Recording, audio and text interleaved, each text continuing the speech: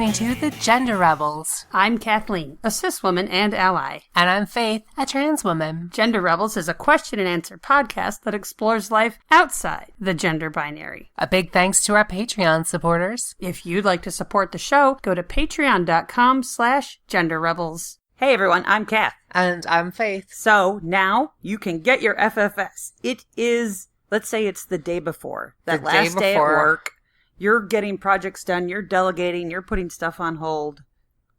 So, yeah, I had the last day of work, I was just kind of busy wrapping things up. I ended up leaving early. Yeah, why the fuck not? It was probably about 4:30, and I was like, I kind of got everything done. So I went to my boss, and I was like, hey, I kind of am at a stopping point. Is it okay if I leave early? Don't tell my boss. So I left early. And, yeah, that night we went out. We went out to a restaurant, and you were like, eat up, because you're not going to be able to eat. That's right. After midnight, you can't eat. You can't even drink water. No. So I ended up, I ate some food at the, we went out to a restaurant. I had some food, and I then I had seltzer there. I didn't drink that night. And I had seltzer, and then I came home, and we just sort of tried to go to bed early, because we had a 4 a.m. wake up. Yes. Because they tried to do surgery very early. Yes. So we go there and we have our alarm at 4 a.m. You walk the dogs. Mm-hmm. I basically slept in the clothes that I was going to wear for surgery. You were going to wear your pajamas. Yeah, yoga pants. It was yoga pants and a tank top because I wanted something I could take off because I figured I'd have bandages. So I didn't want to fuck up the bandages.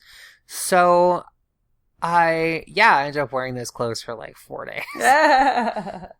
3 days, I think. No, I had robes on. You had a gown. I had a gown on. So we got up. We took a car to the hospital. Mm-hmm. Got there. There's a waiting room from the 70s. Very nice. Yeah. Waited for a little bit. I was not quite nervous. I was nervous, but I was like, I know the nervousness is going to come when I have to like walk in the room. When the big moment's there. Yeah.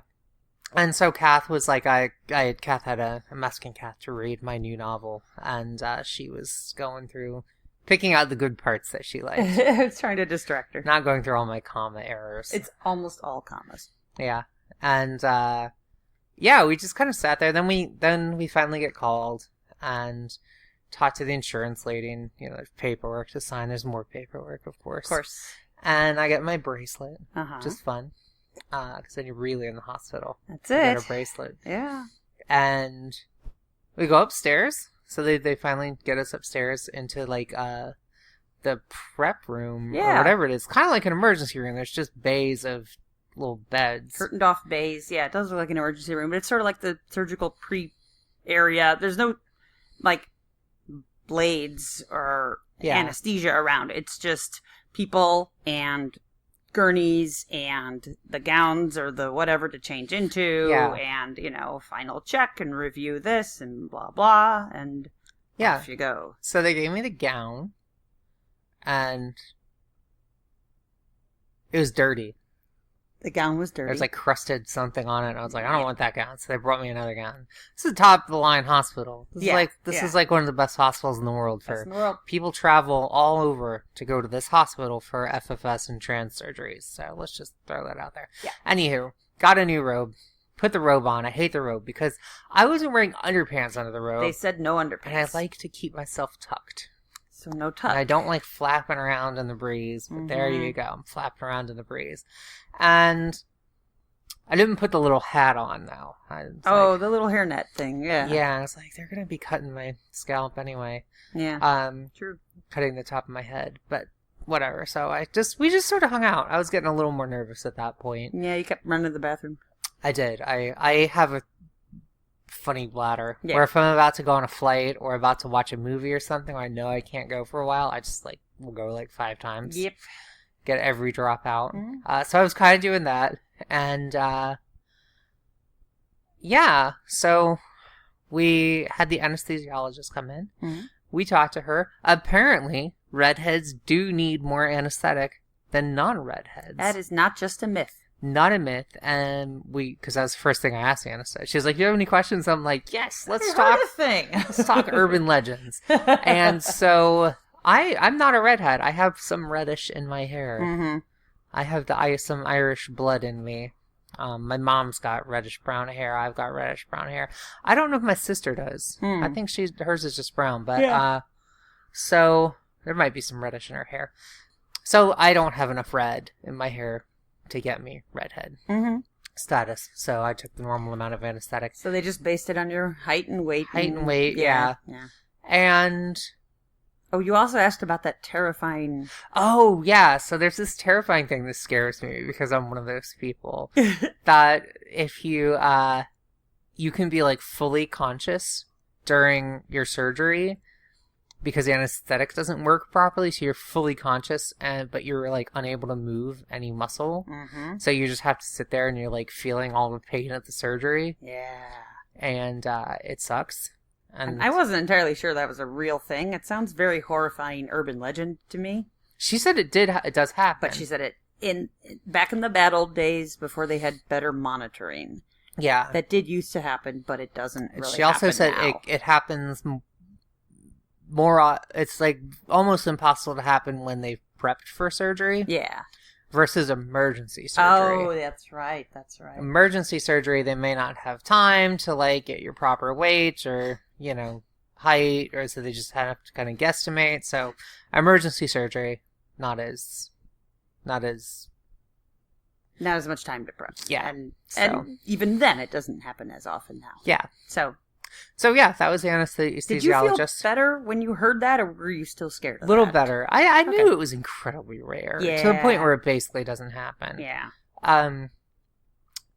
But then the doctor came in, and the doctor kind of ran through the rest of the procedure. She was like, "Okay, so what are we doing today?" And I'm like, "You should know, right? Like you've got this. We talked about this." But she was confirming my notes with what we had, which was good. She said a couple things that like she didn't say before. Yeah. And it was like that one of my brow on one side was like too thin. Something like that. And they weren't going to be able to shave it. They're going to have to break it and reset it. And I was kind of like, well, is that going to look good? I mean, what are we going to, are we not doing the brow? What's going on? Yeah.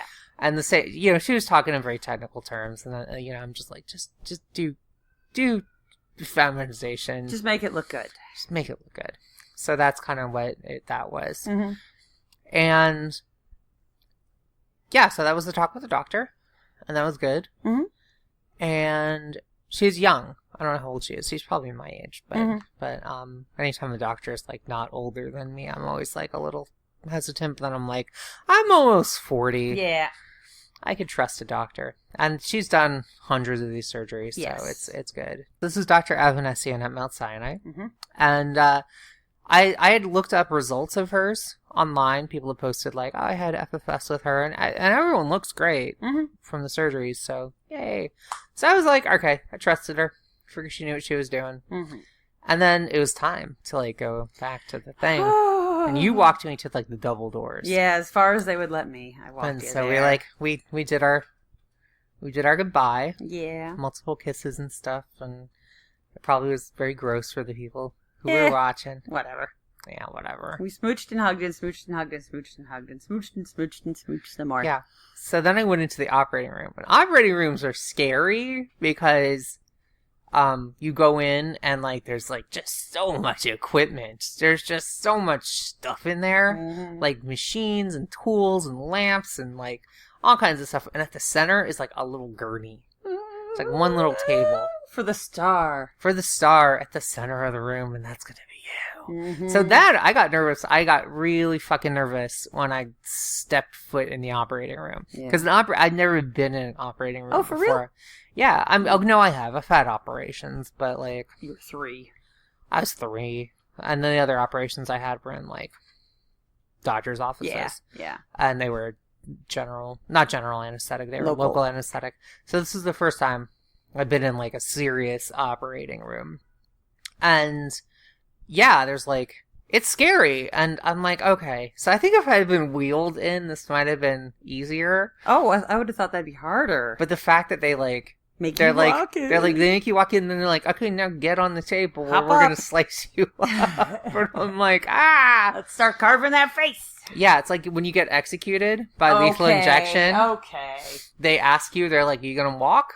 And if you walk, you can walk. If not, they carry you. They strap you to a table and carry you in. So you have to be like, yeah, I'll walk, and then you have to get. But when you're getting executed, you have to like be like, and if you say you're gonna walk, you have to like climb onto the table yourself, and that's got to be a weird feeling, being like, am I helping you? Okay, so yeah, that was like a weird feeling. It was like, okay, sit on this thing, and I'm like down on the bed, and I'm like, okay, it's not a bed, it's a little table thing. Yeah, table thing. I don't. It's comfortable though, right?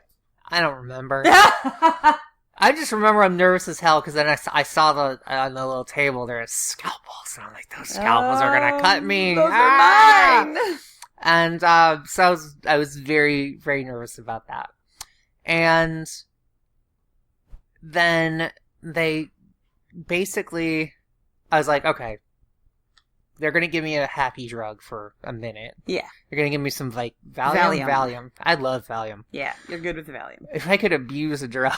And I'm not. I'm actually very afraid of drugs. I don't want to get addicted to anything. Mm-hmm. Having been addicted to cigarettes, I know what addiction's like, and it's not great. Yeah. So I kind of shy away from that, but I've had Valium like twice. Every time I've had Valium, I'm like, this is good. That's nice. It just takes the edge off. Mm-hmm. And so I got shot with the Valium, and I'm like, so they put up the IV drip, and I'm like laying there, and I'm like, okay.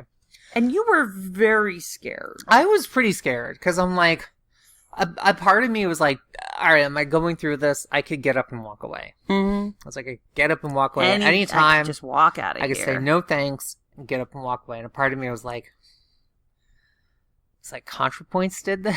Oh, really? Yeah.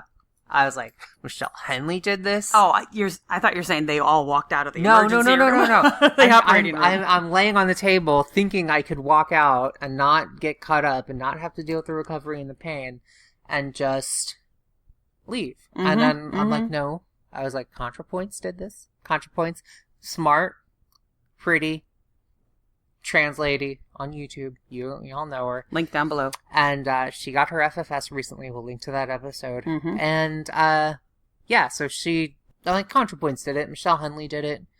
I can do this. Yes. Like all these trans heroes of mine who have gone before us have done this. I can do this. So, but my question is about that moment where you're very scared and they put the needle in your arm. That's the Valium. Yeah. And like your brain, there's your intellectual brain and there's your emotional brain, right? And your emotional one's like, this could go really bad. Yeah. And your intellectual brain is like, it is all going to be fine. It's going to be fine. And then the drug kicks in. I actually, once the Valium kicked in, I was like, I was joking with the nurses. I was like, this is going to be like that scene in Captain America. Where Captain America's like little scrawny Captain America. And then he goes in the machine and he comes out as Chris Evans. Yeah. And I was like, all right, it's just going to be like that. I'm going to come out of this stronger and better. And they're laughing with me or at me. Yeah, they're laughing with you. You're funny. And so, yeah, and then they put the thing on and the mask. The oxygen. For the oxygen. And that's apparently just oxygen. They give you the drip. The drip needle in your arm is the actual anesthetic. The oxygen is just to calm you?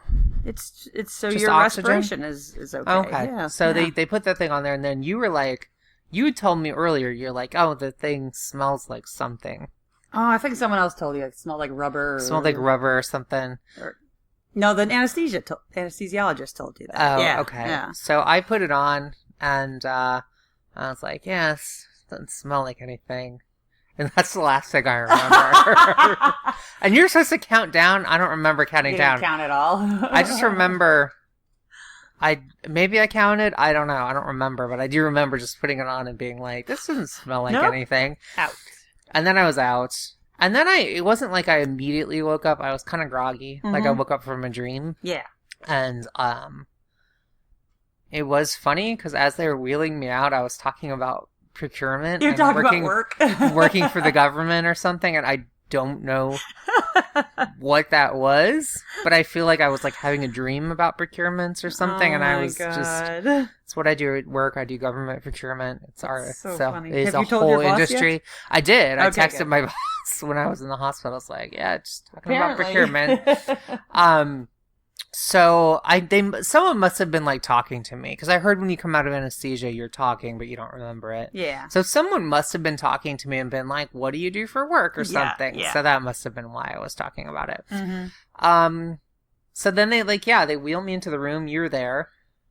Really? Were you there? The first thing you remember was going right up to your room, or was there a little recovery area? I don't remember. That's okay. So that's... And maybe I was in the recovery area. Where'd you first get your ice chips? Truthfully, I don't quite remember. Nor should you. Okay. I remember actually it was the recovery area. Okay. And maybe you weren't there. And I remember my mouth was just so dry. Mm-hmm. Just my mouth is insanely dry. And I was like, "Can I get some water or some ice chips? I'm really thirsty." And they're like, "Yeah, we'll get you water, we'll get you ice chips." And I just know because you had mentioned ice chips. Yes. But I love me some ice chips. She's an ice eater. And I was just sucking on this ice like the whole time I was in the hospital. So I don't remember much of the next hour and a half or so. I don't really even know. It's kind of fuzzy for me, probably until about 7 that night. Yeah. I went into surgery at 7 in the morning, and I got out of it at 2. Mm-hmm. They probably wheeled me up to the room at about 3. Mm-hmm. And I remember some stuff, but not really. Okay.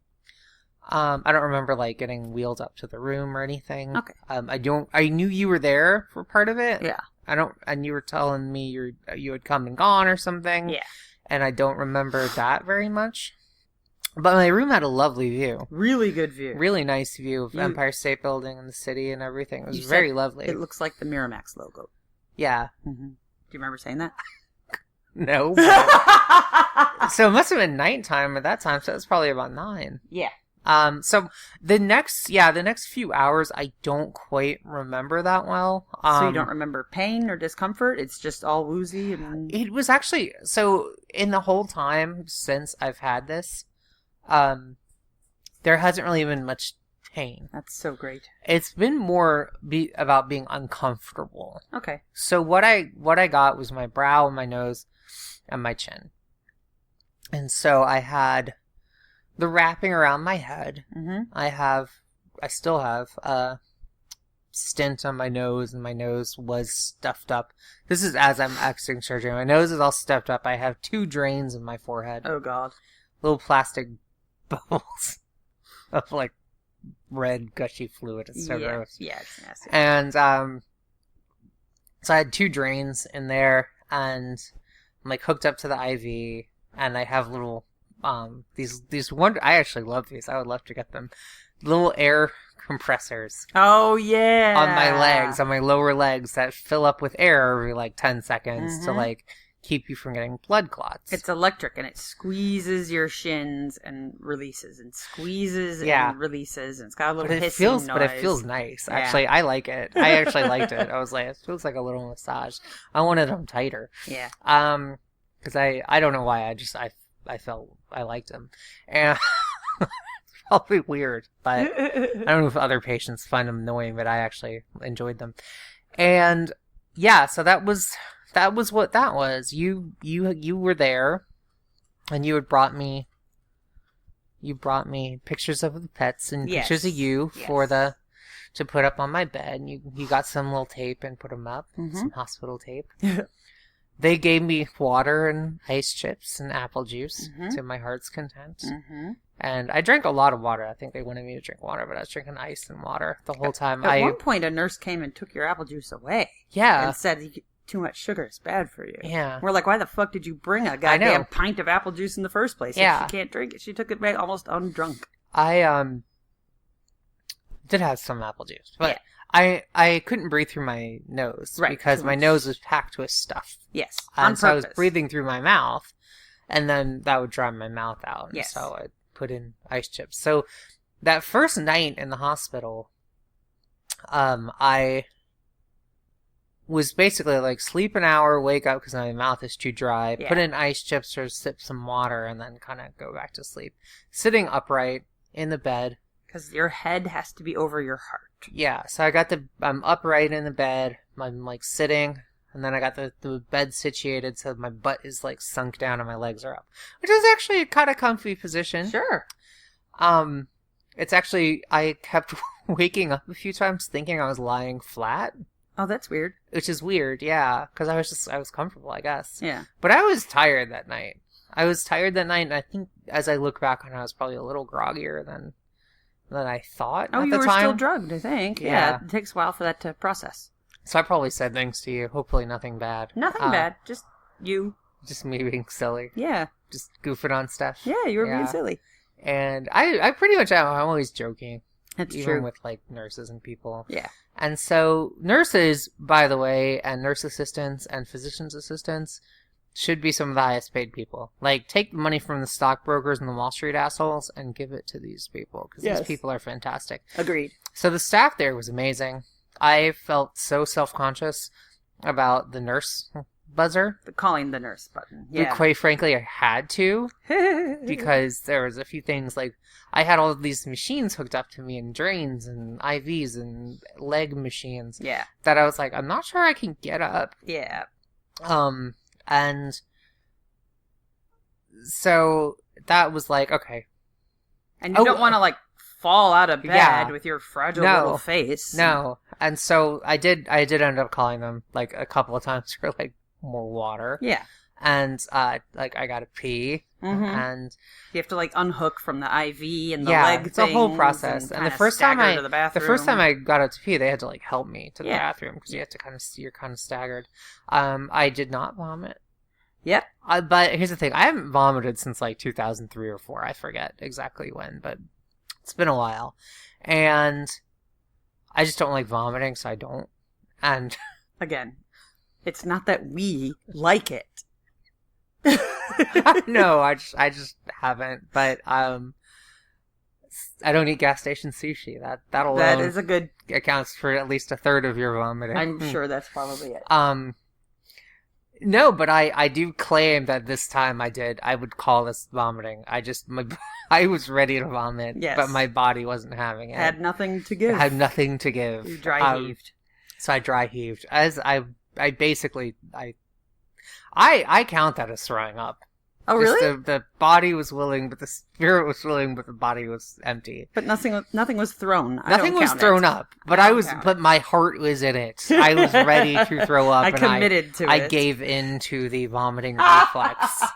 So as far as I'm concerned, yes. Just because I didn't have anything in my stomach, doesn't mean that I didn't vomit. So you did break your streak then. I think so. I think that counts. My heart was in it. I was ready to upchuck. I did. I fully upchucked. I just didn't have anything to upchuck. Yeah. So, yeah. So that was because I was intubated. Yes. So during the surgery, I was intubated, like on every medical show. They're like, we got to intubate the patient. Let's shove a tube down their throat. So I had a tube shoved down my throat. Yep. And I had a tube shoved up my junk. Ah, that's right. So I was catheterized. So the catheter was unfun, because then it was, like, really hard to pee. Yeah. So it took me, like... Apparently there's some post-catheter recovery stuff. It inflames the tissue. Your body sends fluid. The tissue expands. Your urethra contracts. Oh, boy. So that's what happens. And so it would take me, like, 20 minutes to pee. And that was not fun. Because that whole time you're like, am I going to pee? I don't know. And then as I'm recovering in this first night in the hospital, I'm like... I don't know if I can do GRS. Really? I'm like, this was just my face. This was the outer layer. Yeah. That's, like, way bigger and more complex. There's organs involved in that. Yeah. This is just skin and muscle and bone, which isn't nothing, but it is not, like, Yeah, so I'm like, oh my organs. God, I don't know. This recovery is pretty bad. I don't know if I can go through with the other recovery. And that was just your first 24 That hours. was my first 24 hours. How are you feeling now? Well, over the next few days, I came home. The next day in the hospital, I actually ate food at the hospital. You did? Hospital food was bland, not great, but On purpose. It was fine. I had some pancakes in the morning, which I didn't think I was going to eat, and then I just sort of started nibbling pieces, and it was good. And you crushed 3 of them. I did. I ate 3 pancakes and some yogurt. Because you hadn't eaten in more than a day. It had been about 30 hours, I think, since I'd eaten, so I slowly kind of ate those. And then, yeah, it was all through the night, and people were coming in every, hour, it felt like, or 2 hours. How's it going? It was loud in the hospital. Like out in the hallway? Out in the hallway, but eventually I got them to close the door, and then it was, a little better. Because I think I went to bed at, 8. Huh. I don't know. What time did you leave? I fell asleep after you left. I think it was 8:20 or something. Yeah. And you were woozy and not entirely there. And I was pretty exhausted also. I was up that early as well. Because you were thinking of staying over, and I was like, don't. It's just going to be boring. Yeah.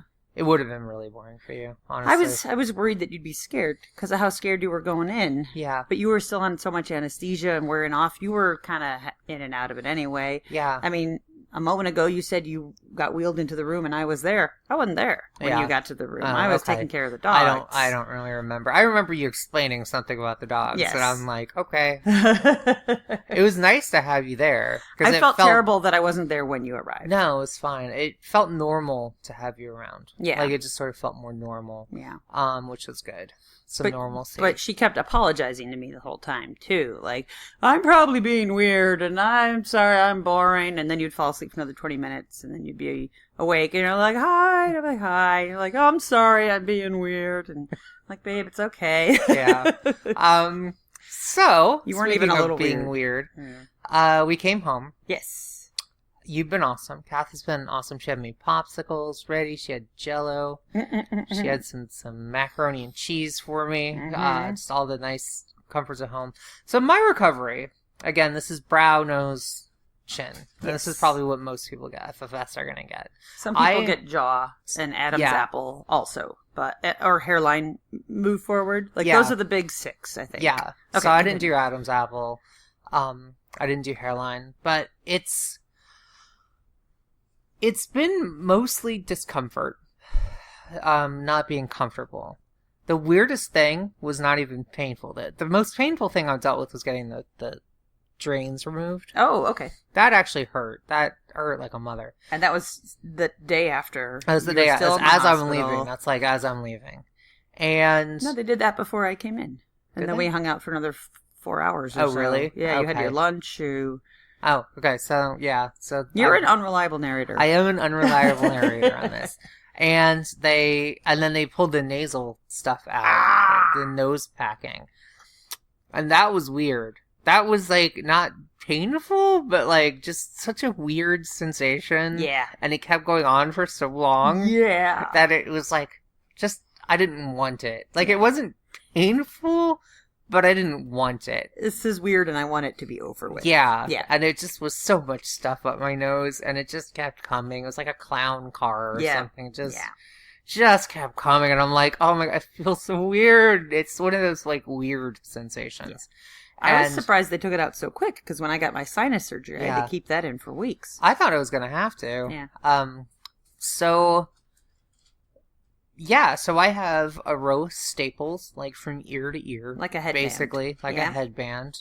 I still have the splint and stuff on my nose. Mm-hmm. It's Chinatown Jake kind of thing, but more so. Mm-hmm. And I have stitches in my mouth, kind of under my gum. So where the inside of the bottom lip meets the bottom of the gum of your lower teeth. Yeah, I have 2 rows of stitches there. Which is really? Weird, yeah, because I can feel them with my tongue. And it just feels like I have a bunch of food stuck there.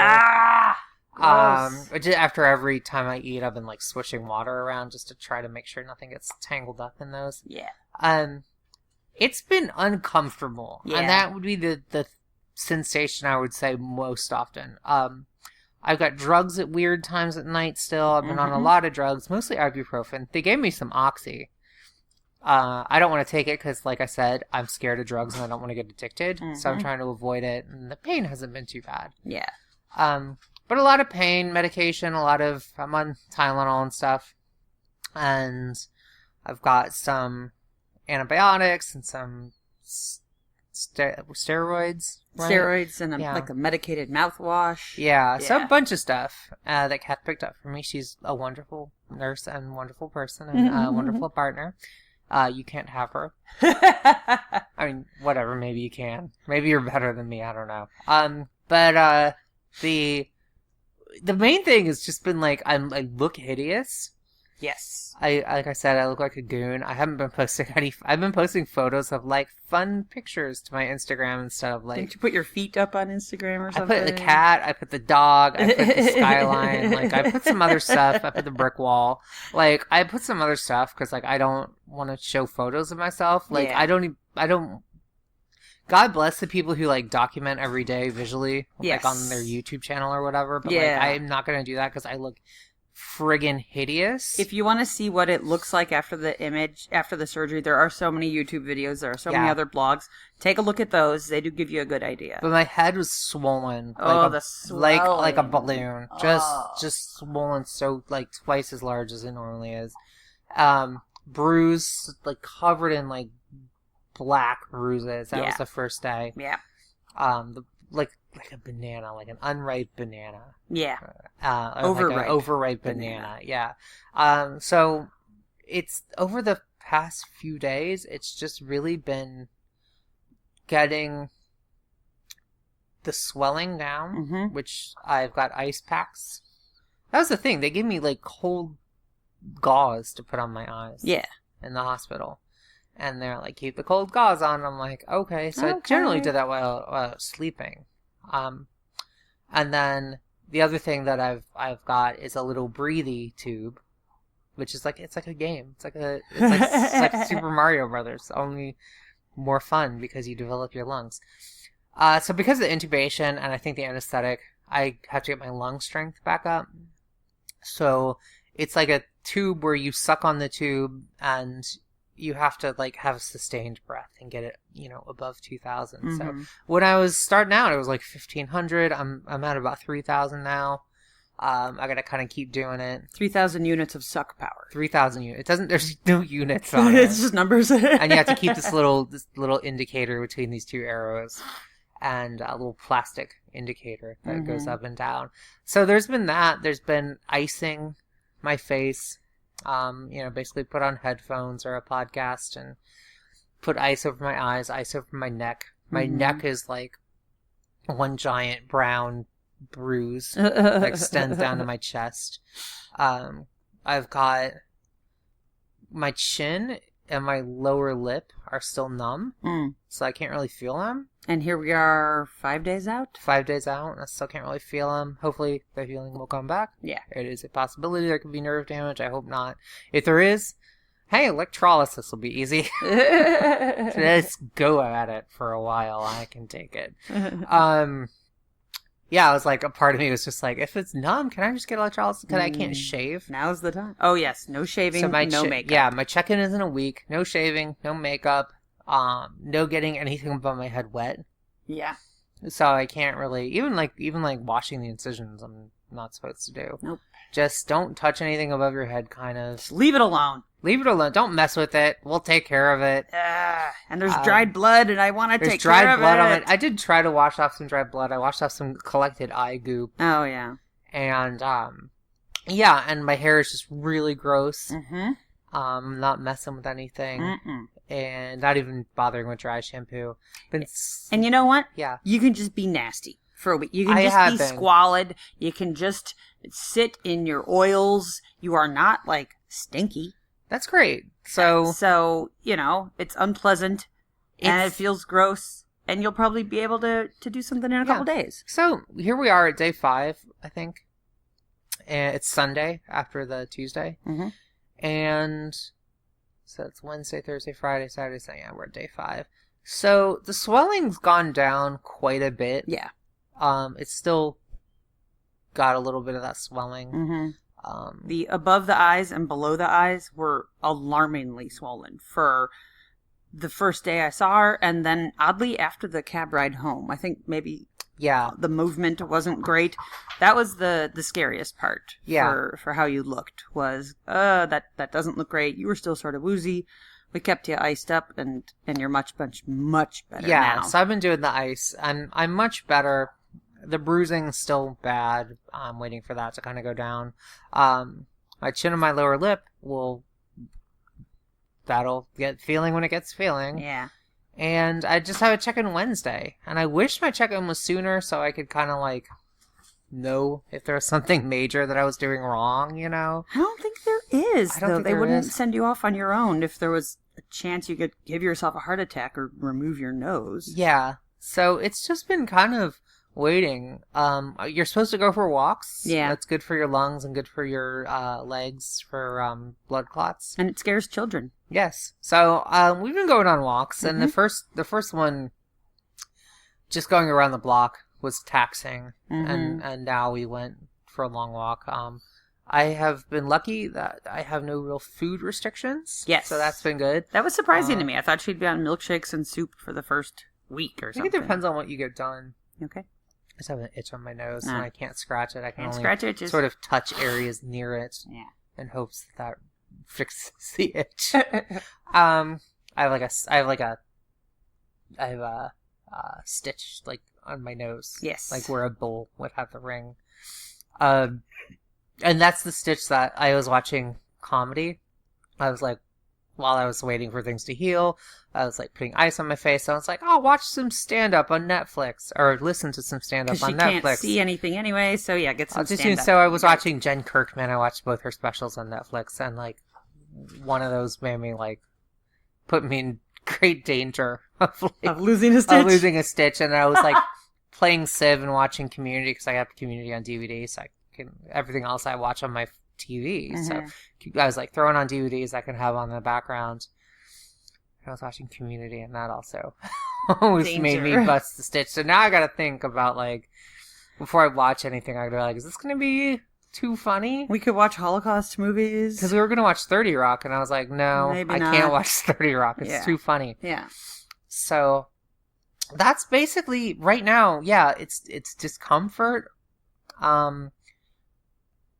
Is the biggest thing. Just discomfort and kind of impatience. It's waiting. Yeah. It's a little bit boring. I want to look normal. I want to see the results. Yeah. I got this nice surgery, and I want to see what I look like, because it's going to change my face, hopefully for the better. And I want to look really pretty and nice and just naturally feminine, and I don't know what I'm going to look like. It's still an unknown. For probably until like October. Yeah. Even then, she said my nose is probably going to not finish swelling until, like, I think she said 2 or 3 months. Yeah. So. And like a year until it's entirely healed. Yeah. Yeah. So it's just kind of, it's a lot. And I've just been, first surgery as an adult. And yeah, it's not fun. No. Interesting, but not fun, and I've just sort of been waiting. Yeah. And I just kind of want it to look normal. I want to look normal. I want to be better. And I'm not, and I can't, and all I can do is just ice it up and wait, and that's sort of what I've been doing. Yeah. So, I will hopefully look better soon. I can post some photos, and you know, now that this is over, hopefully just recovery, we can do some more podcasts and stuff. And we just wanted to give you guys an update, because I know a lot of people have asked, and I've been out of it. And a lot of you have been so awesome about us taking our time off, and we really appreciate that. It means the world. Yeah. And as you can imagine, I hope you understand, transition's hard. I think that's one of the things that I think go back to when I was pre-transition. I would be like, I'd bring a notebook on the subway, and I would like plan out my transition and be like, okay, what's my pros? What are the cons? What does my potential timeline look like? You know, how much money am I going to need to pay for surgery? Well, one, it's nice that all the money that I'm going to have to pay for surgery is apparently not really a big deal. Yay! Because I can get health insurance to cover it, which is fantastic. Two, my timeline way slower than I would have thought back in 2003. Well, we had this idea that you could get FFS and boobs and GRS all at the same time. Yeah. Remember when we thought that? Yeah. People do boobs and FFS at the same time. I don't know. This has been a lot, and it's my first surgery, so it may just be that I'm not used to surgery. But hopefully I'll be talking normal. Hopefully I'll be feeling my lower lip and, eating better. I have to eat everything in very small pieces right now. Yeah. But you got a chicken parm today. I was craving chicken parmesan sandwich. I love chicken parm sandwich. It's like the best. And we went out and got one at a diner, and I was like, oh, it ended up being like a really good chicken parm sandwich. It was just fantastic. Sometimes a diner actually will had surprise like fresh you. mozzarella on it and stuff. The Really chicken good. was fried up just perfect. Could have been saucier, but it was fine. You don't want one that's too messy. Mm-mm. And I had to cut it up into very small pieces to eat it, but Kath ate half of it, so Not half. you ate a bit of it. I did. I turned to look at you and I was like, "Is your sandwich?" And your sandwich was half gone. So, I guess it's good. I guess it's good. Yeah. So yeah, it's just waiting. Yeah, that's it. It's where I am. I hope this can kind of energize me a little bit more. I have no energy right now, but hopefully soon. And yeah, tell us what your FFS experience is. Yes, or what your fears and concerns are. We would love to hear them. And it's day 6 for me tomorrow. Mm. What is day 6 like? I'm about to hit a week, and I'm hoping I look normal soon, because oh my god, I don't look normal. I look like a goon. Yeah. But yeah, pretty messy. Pretty messy. I got greasy hair. I haven't shaved. And it's nice to know the lasers mostly worked. Yeah, you're fuzzy. I'm down fuzzy, there, but you're not grizzled. I don't have a full beard. I used to be able to grow a full beard in 3 days. Ugh. And I mean to the point where at jobs where they'd be like, you need to shave. If you just show up with a beard, you're trying to grow out a beard and you show up and they're like, you need to shave. I could grow it to the point where they'd be like, that's a beard in Nice beard. 3 days. Wow. So it's nice to know, hey, but it's still fuzzy, which I don't like. Yeah. And I don't like that I can't feel parts of my face, which is kind of weird. In I time. don't like that I'm all bruised up and I look horrible, but Kath has stayed with me, so Still that's here. good. Yeah, it's just waiting. And that's basically it. All right. Well, thanks for listening, everybody. Thank you, everyone. And we'll get your Patreon stuff out soon. I've been slow about that, as you can imagine. We got stuff going on. Got stuff going on. Right. So we'll be getting that out. Since I've got a month off work, might as well get y'all some stuff mailed out. Sounds good. Yeah. All right. We'll talk to you next time. All right, everyone. Bye. If you've enjoyed this episode and want to help us keep making more great content, go to patreon.com/genderrebels. Please leave a 5-star review on iTunes. And send your questions to questions@genderrebels.com or find us on Twitter @thegenderrebels. Music for The Gender Rebels is by Jasper the Colossal. Follow the link down below or download them on iTunes today. And for all our episodes, visit genderrebels.com. Gender Rebels is a From Backsync production, copyright 2019. All rights reserved. And to all you gender rebels out there, keep rebelling. Bye.